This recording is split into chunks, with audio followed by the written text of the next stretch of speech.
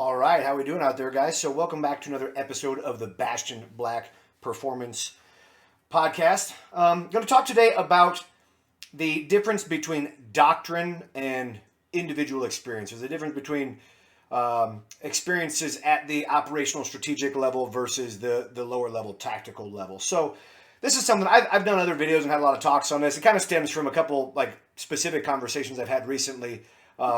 In reference to some friends of mine asking me about, 300 blackout and things like that. And then obviously it's kind of a little bit, like big news now that, the Army is looking at going to the next gen squad weapon, the NGSW, the SIG M5, that's shooting a proprietary or a brand new 6.8 by 51 ultra high pressure cartridge. And so I kind of wanted to, just talk a little bit about why the military, makes choices in certain directions and the effect that it has on doctrine versus your individual experience. So let's kind of define that a little bit. So to define doctrine, I kind of conglomerated a bunch of different definitions I found that I think is good. So doctrine is how the Army or how the armed forces will conduct operations by field forces in support of their objectives. And so basically what that means is, at the doctrine level, I kind of like to think of this at the operational strategic level, is where we're not necessarily thinking about what happens to an individual soldier, sailor, marine, airman, whatever, an individual dude on the battlefield. We're thinking about what happens to a campaign at large, but also like what allows us to conduct certain operations. Whereas, and obviously we talk about the individual level, if you are talking about me, laying grease, kicking a door in a house, going in there and sorting it out with some dudes inside and what I experienced. So I didn't want to, this is not going to be a super long one. I just kind of wanted to use like a few different like examples, primarily from the 20th century and the 21st century here, of simple ones so you can kind of understand how there's a disconnect between the individual level and the doctrine or, the operational strategic level, and how, there's good and bad to both. And it's definitely a sword that cuts on both sides, on that. So we'll kind of use some sort of simple examples, and we kind of dive into some a little bit more difficult ones. So let's kind of start with a very easy one. So obviously, the guys like myself who kind of came up in the GWAT, the Global War on Terror era. So we've been using the AR platform, i.e. the M16 and the M4 variants of that, the CAR 15 variants for quite a while now. And there's always been a little bit of a criticism of the performance of particularly the M855, the green tip, the SS109, 62 grain steel core round fired through the 5.56, and its terminal performance against enemies. So at the individual level, there is definitely some valid criticisms to that, and things that I've personally experienced, as far as like, shooting guys, from pretty close distances and not having a lot of effect, and, also seeing other guys, shoot guys as well. And so we can kind of talk about, what we get with the AR, both at the doctrine level, and the individual level here. So if we think about this from, let's kind of back up and we'll strictly think of this in terms of doctrine, right? So what when I say AR, I'm going to speak in broad terms here. I'm not talking specifically about, this particular barrel length, M16A1, 2, or 4. I'm not talking about that. I'm just talking about the platform in general. So what we get out of the AR platform, the M16, family of weapons, is we get a very lightweight weapon with very, very low recoil that is easy to handle on semi-automatic, that is, relatively easy to handle at close range on fully automatic as far as an automatic rifle roll goes. The ammunition is very light for it. Typically we're talking about 7 pounds per 200 rounds, of ammunition, versus if you're talking the 7.62 by 51 NATO, the 308 Winchester, you're talking 7 pounds per 100 rounds. So literally weighs half as much. And then you're talking about a weapon that gives you very good performance ballistically out to 300 meters. I know, the A4 is listed as, point target accurate out to 500 meters. It starts to have problems as you get past 300 meters. It is definitely, from a strictly mechanical standpoint, it's more than accurate enough out to 500 meters. But it's definitely more difficult. And then it's considered area effective out to 800 meters when it comes to that. So if you think about what we get with that, is that so obviously a weapon that's lighter, it's easier to carry around when you're out on patrol. And guys who've been in the military know that the vast majority of what you do with a weapon is carry it and do absolutely fuck all with it. You're not shooting it near as much as you're toting it around. The low recoil is something that you cannot possibly, overstate how important that is. Like I read a statistic that when the M14 was still standard issue and they were looking at replacing it with the M16, the introduction of it, as soon as they did qualifications, with the Army and the Marine Corps, the number of people who qualified expert with the M16 was about 43% versus like 22% for the M14. So twice as many people qualified expert. And that's, it's not that the M14 is an inaccurate weapon system, when it comes to that, but it's very, it's much heavier, it's hard recoiling, and I don't care who you are, more recoil and, more just, general explosive behavior from the firearm itself. Definitely decreases accuracy, and especially it's fatiguing both physically and mentally over the course of shooting a lot of rounds with that. So, obviously very effective, in the role of, allowing us to have a light weapon that's easy to carry a lot of ammo for. It's, generally speaking, it's very usable in a lot of different environments as far as like close quarter to longer range stuff. I mean, it does obviously have drawbacks. So we think about that from a doctrine standpoint.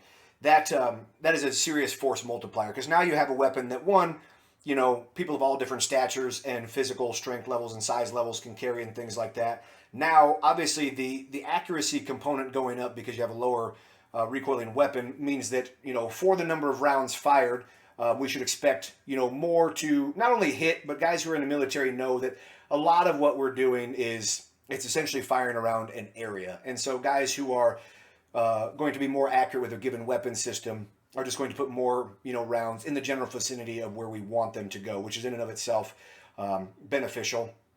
And with absolutely no backing to this other than personal experience, I would also bet money that also means you're going to have more people actively participate in the shooting and throwing more rounds downrange, generally speaking, than you would with, something like an M14 or, a G3 FAL or something like that, shooting a 308, just because it is, it is very pleasant to shoot comparatively.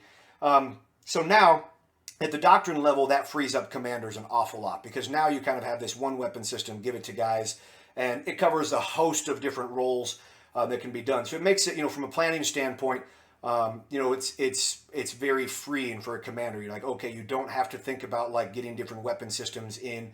You don't have, as the weapon loads become lighter, then fatigue does not become as much of a factor. I don't care who you are. If you've ever led men on patrol or anything like that, like fatigue comes into play no matter who you are and what you're doing.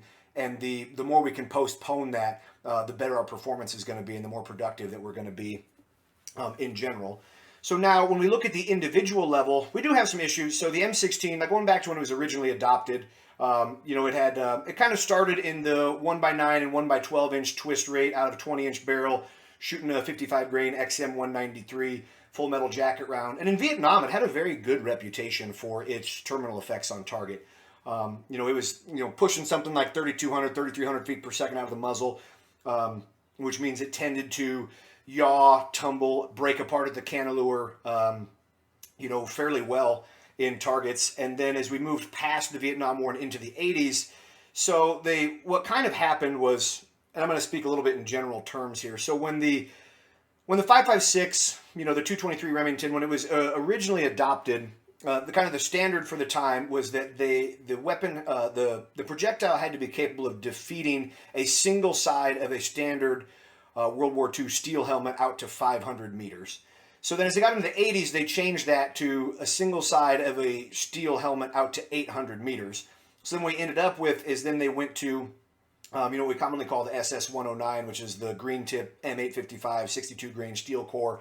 It's got the steel penetrator in there for improved, penetrative capabilities and a little bit better, ballistics, and then shot out of a 1 7-inch twist rifle, which means it was, overstabilized, and velocity's too high. So guys in the global war on terror have experienced that, especially out of shorter barreled rifles, is you tend to get a lot of, through and through shots where there's no tumbling, there's no particular yawing or fragmentation and things like that, which, does lead to, instances of guys, getting in engagements and pumping multiple rounds into a dude and not having them, out of the fight as quickly as they want. So now it needs to be said that a lot of those stories, to include my own, are more of just an incorrect perception on a lot of things. For the most part, if you hit somebody's center mass, in the chest area, the upper chest area with the 5.56, you're going to put them out of the fight pretty quickly. So most of the hits that you have trouble with tend to be peripheral hits. And, obviously, and then as you start, you talk about, who our primary adversaries have been, in the last 20, 30 years, primarily people of smaller stature. So one, you're just dealing with a smaller target in general, but it also means that there's just less, of the vital organs that's available to be hit with the projectile. So that definitely plays into it. And then I also blame, guys who went through Marine Corps boot camp.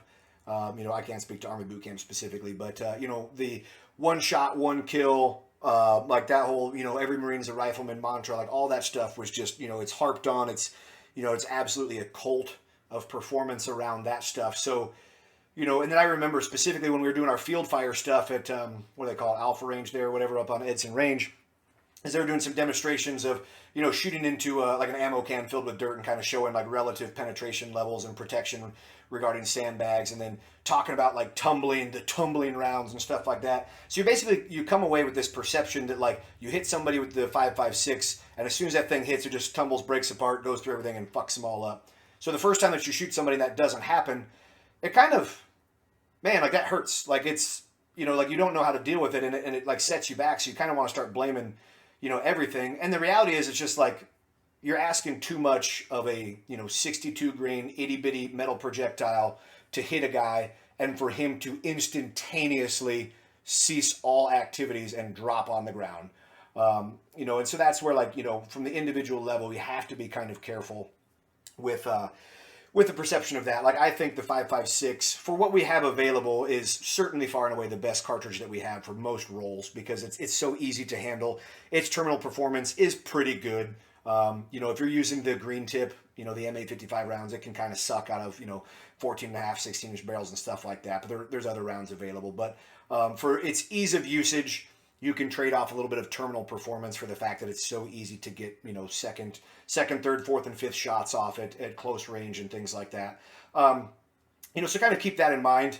Now, kind of continuing on with that, another thing I want to talk about, when we talk about doctrine versus individual performance. So my second deployment, so we got back from my first deployment in February. Well, it was the very end of January 2005. Did a workup, and then we were back in Iraq by September of 2005 again. So I did the workup period I did as a fire team leader. I was a fire team leader for a month, roughly, on my second deployment, then was promoted to squad leader. So in the Marine Corps, the fire team leader is also a designated grenadier. So he has, at this time, M16A4 with the underslung M203 grenade launcher.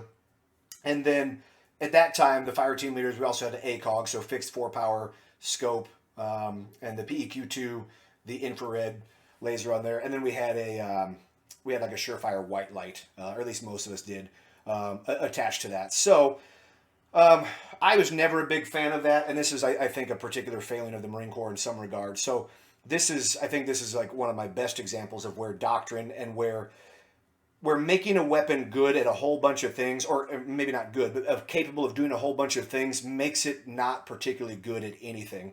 So, for example, if we're using the M16A4, so the M16A4 is a 20-inch barrel fixed stock, quad rail. It's got a rail along the top of the upper receiver, and so unloaded, it's 8.9 pounds. Loaded, 9.9 pounds. So we'll call it 10 pounds. That's easy math. And so then you add the 203. So the 203 weighs 3 pounds. Loaded, it's 3.5 pounds. So you're up to 13.5 pounds. And then you put an ACOG, a PEQ2, a Surefire on there. You're pretty much at 15 pounds for the rifle. That is a heavy, heavy rifle. That weighs more than a loaded, M1 Garand does. And now, if you want to go even a step further, so part of the training cycle before my second deployment, they had us experimenting with these. I think it was called the PEQ-18 Alpha, the PEQ-18 Alpha, if I remember right. It was basically like a little frickin' C-clamp thing that you put on the 203, and then it was an infrared. It was an infrared laser for the 203, so it had a regular, kind of tangent sight, out to the side, and then you're supposed to be able to use it under NVGs. And that thing weighed an additional 3 pounds or whatever. And they actually made us carry those things for a little while in the second deployment. So now, imagine you're a fire team leader. So imagine you're me initially when you get there. So now you have an 18-pound rifle that you're dragging around. I mean, this thing was just fucking atrocious. it was good at absolutely none of the things that it's supposed to be good at. Because guys who have shot a weapon with a 203 or a 320 attached underneath of it, it's like it moves your hand away from, you know, the muzzle line, and so all of your like usual like physical association with the weapon and stuff is skewed and it's way off, and it just doesn't feel correct. So it feels like hard to control, and then obviously it's heavy, you know, so carrying it around, but also like, you know, holding it up to the shoulder, you know, it's an 18-pound weapon. So luckily we got to get rid of the PEC 18s anyways, you know, at some point. But so, you know, to kind of use that as an example, so if you think at like the Doctrine level, so like a commander sees that and he looks at that and he goes, man, Corporal Grease can shoot accurately out to 500 meters on a point target. He's got the ACOG. He has good observation on looking at the roads and stuff. He's got a 4-power scope. He can operate at night with his PEQ2. He can operate at night with his 203. He can launch, you know, short range, indirect, and, you know, direct fire, you know, fragmentation rounds with his 203. He can also launch, you know, star cluster, star parachutes, and smoke for, you know, to have comms and signals, you know, as an additional layer of communications and stuff on that. It's like, man, this guy can do a little bit of everything. But then when you get down to the individual level, this rifle sucks ass at every single thing it's supposed to do. And so that's where you have to be careful of, you know, and make sure that you achieve a balance of like, hey, you know, doctrinally, or at least on paper, this, you know, man, if we gave everybody a 203, we just have the most capabilities ever. But in reality, it sucks ass at every single thing it's supposed to do.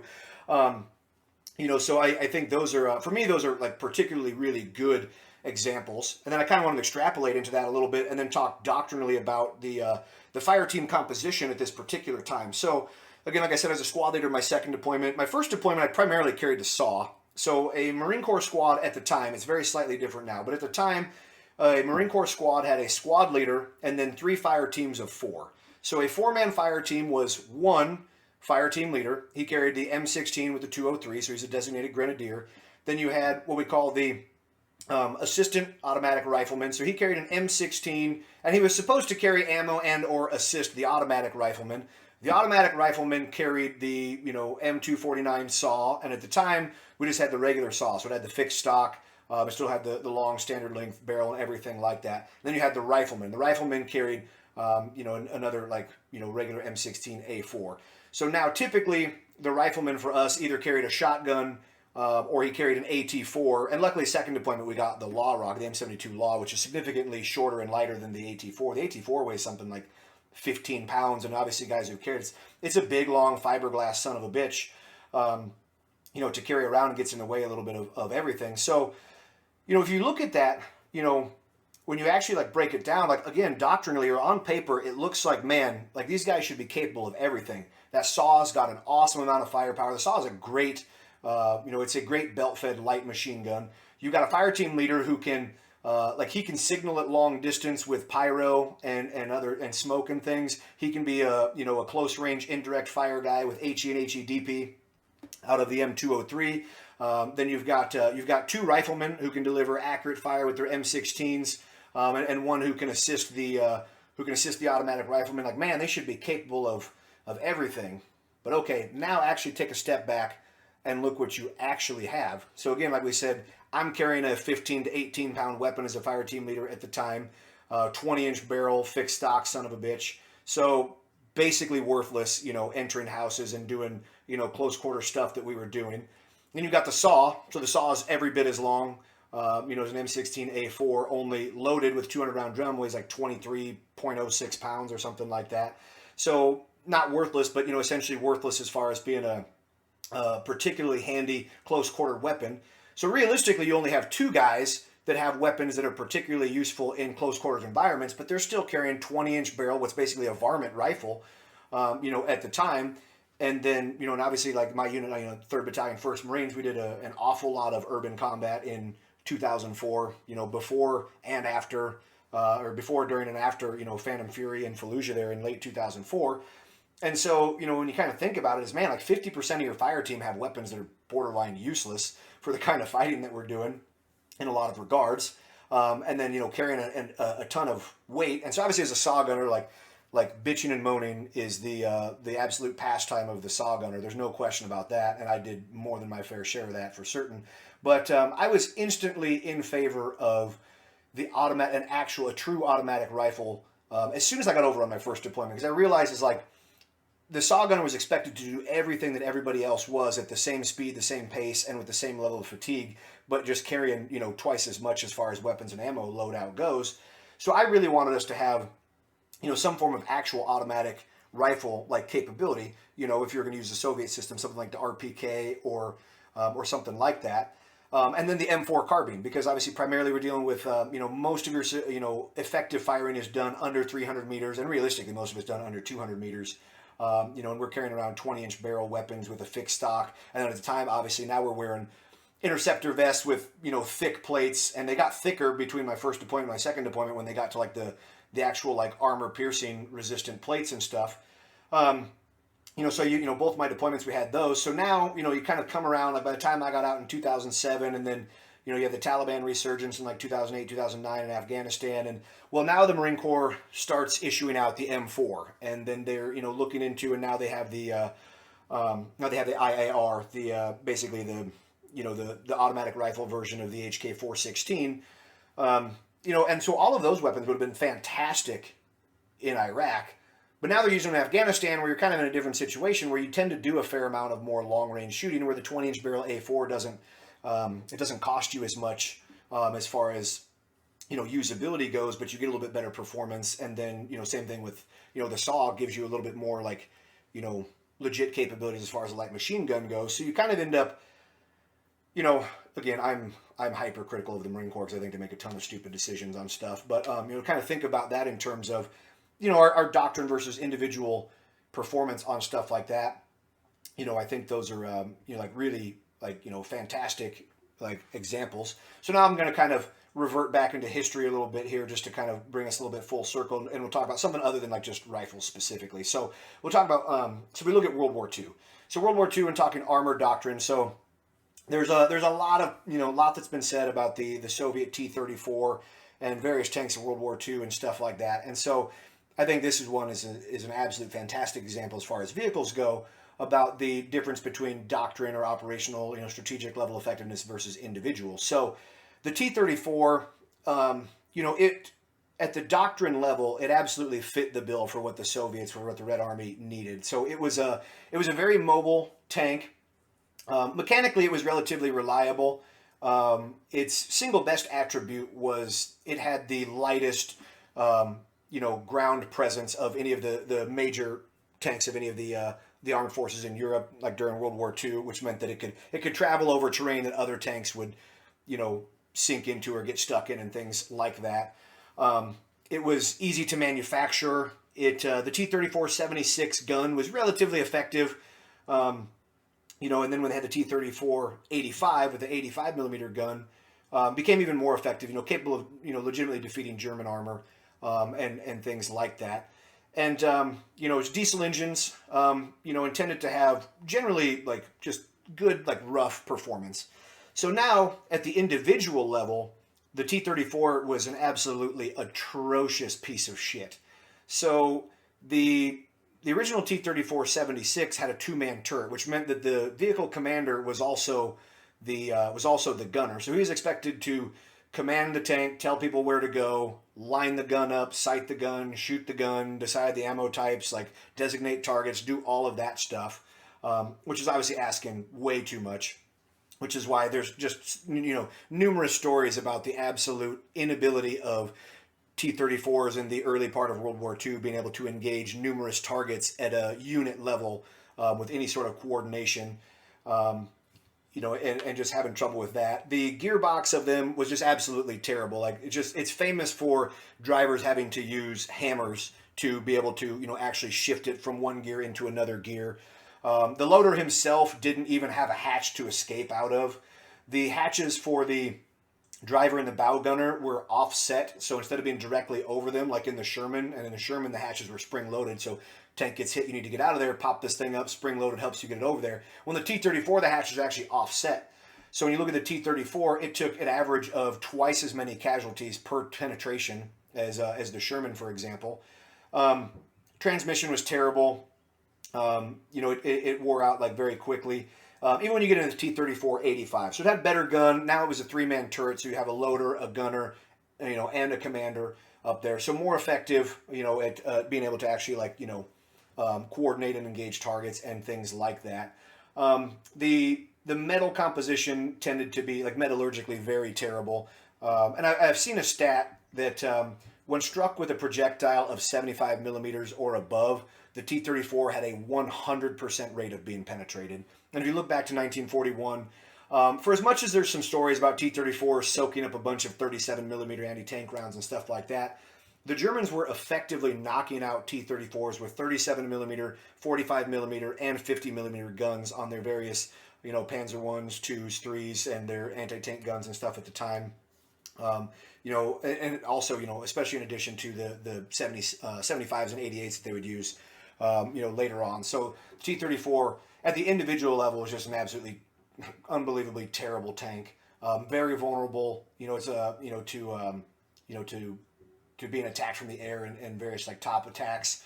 It's kind of famous for having sloped armor, but the sloped armor, it gave it rough parity with the M4 Sherman. So, directly in the front, you could say that it was roughly comparable to, Tiger's armor in thickness at a very small, portion of it. But again, metallurgically terrible. And then having a severe slope meant that the conditions inside were incredibly cramped. So one, it's hard to operate, but it also means that when a tank does get hit and penetrated, the number of casualties and the chance of taking casualties just skyrockets on that. Whereas, you take, for example, you look at other tanks. So, you look at like the M4 Sherman. So as much as that's been kind of talked down upon, over the decades, is when you actually look at the performance, the Sherman was pretty much far and away the best tank, in the European theater of operations in World War II overall. It's by far the most survivable tank when penetrated. Super mobile, very easy to work on, very easy to fix. The 75 millimeter gun was not particularly effective, frontally against the bigger cats of the of the German military. However, most of what America was doing was not really fighting in head to head against German tanks. That just didn't happen that often. And the troops really liked the 75 millimeter gun on the Sherman because it had very good performance with HE rounds. So in the anti-infantry, the anti-structure role, stuff like that. And then when you get to the EZ-8 and other versions that have the 76 millimeter, capable of defeating the frontal armor of Tigers and Panthers out to 800,000 meters. So very effective on that. And so then and you can kind of think a little bit like if we stay on World War II vehicles, we can kind of finish up a little bit with that. Is just kind of think a little bit from then the German side on that is so from a doctrine perspective is. There's always been kind of, people always throw out an argument, well, if the Germans would have stopped spending so much, time and resources on making, Tigers or Panthers or King Tigers or Jagd Panthers or whatever, then, they could have just made a ton of, Panzer IVs, because the Panzer IV was a very effective, tank, which is true. I mean, for them, generally speaking, it was a perfectly well-performing tank. But there's also something to be said for, the Germans didn't have the capabilities of having enough people trained and actually operating the number of tanks that the Americans or the Allies did, or that the Red Army did as far as their tanks go. So for them pursuing a qualitative advantage to deal with an enemy who has a quantitative advantage made sense. Now, obviously, they could not keep a high enough qualitative advantage to to undo or to fight against that quantitative advantage, but doctrinally, it does make sense. And on an individual level, German tanks tended to have very big problems with reliability. Their final drives, i.e. the thing that actually, translates the engine performance into moving the tracks, tended to be very bad, especially on later war manufactured, Panthers and Tigers and King Tigers and things like that. The survivability of the crew was not as good in those as it was in a Sherman, for example, but it still tended to be better than the T-34. I mean, everything was better than the T-34 about survivability. That thing sucked for that. But most of the crews tended to like things because while, yes, reliability sucked, maintenance on some of them was just like, you read the horror stories of what it was like to try to, to switch out a transmission on certain tanks and things like that.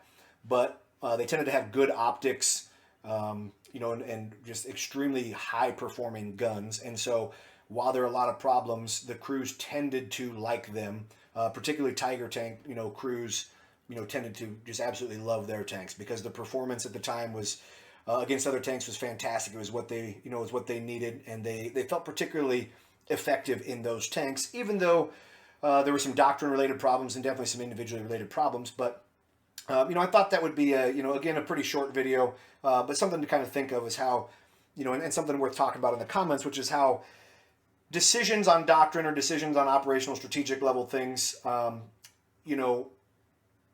depend on decisions that we make about individual equipment, individual actions, and things like that, and vice versa. But it's also why there definitely is and can be some serious disconnect between those.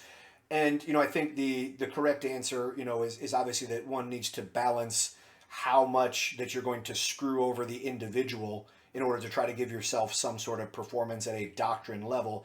Conversely, one cannot give every single individual every bell and whistle and every single thing they want to exactly their specifications, because it is going to mess with doctrine in some way, whether logistically speaking, or whatever it is. But again, I just thought that'd be, kind of some good food for thought, something, worth discussing in the comments. But remember, guys, only the hits count, and you can never miss fast enough to catch back up.